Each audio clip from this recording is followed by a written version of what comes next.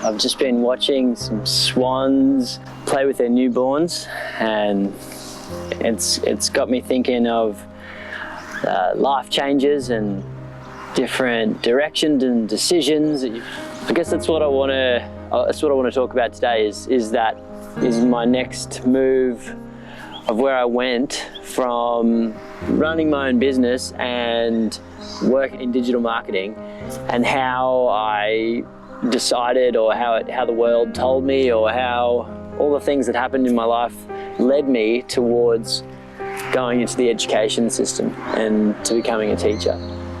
And it's the story that I want to tell today. It's the story that was challenging to go through in a lot of ways. This Cottage Skateboards business was coming to a close. I made skateboards, and I was the skateboard dude. I had long hair, and I was pretty radical in a lame way. And I wasn't really enjoying working as a digital marketer. It wasn't for me. Sometimes we don't know why we're going in a certain direction, and that's okay. That's how we learn, you know. That's how we course correct. It's how we, feel, all right, that's not quite right. Off I go this way, and that's okay. You know, that's part of the process.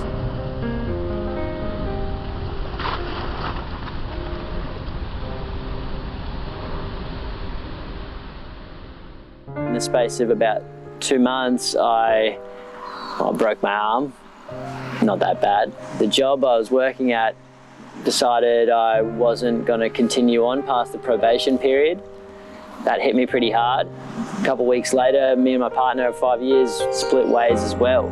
I guess that was life letting me know that I wasn't living up to my potential. I took it pretty hard. I was pretty lucky in that I fell into the arms of my family and my support network, and I realised how strong they were. I needed to stop and reflect, and so I did. I reflected as much as anyone could. I started a new habit. I started writing. I told myself I'd write anything that came up, every single thing, and I'd write 700, 800, 1,000 words a day, every day. I did that for a whole year. I wrote 260,000 words in 1 year. I looked at myself, I looked at my fears, I looked at what excites me, I looked at what was challenging for me, what I thought was important, and then I also started reading a lot of books, neuroscience and habits and mindset, attitude, all those kind of things. And I started understanding that maybe these things are an opportunity, you know? Maybe I'd got to this point because I hadn't been quite doing the right thing for me. Once upon a time it might have been, but it wasn't anymore. And just learning to listen to yourself, learning to listen to what your body is telling you, what your mind's telling you, what your heart's telling you, what your gut's telling you. Really trying to put those things together to help you make those decisions.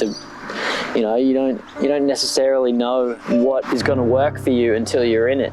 You can think about it, you can project your mind into the future and imagine, but it's only one perspective you can look at it from. A lot of the times you got to just jump in, and that's partially what I'm doing right now. I'm just jumping in. I'm just going to get into it and see how we go.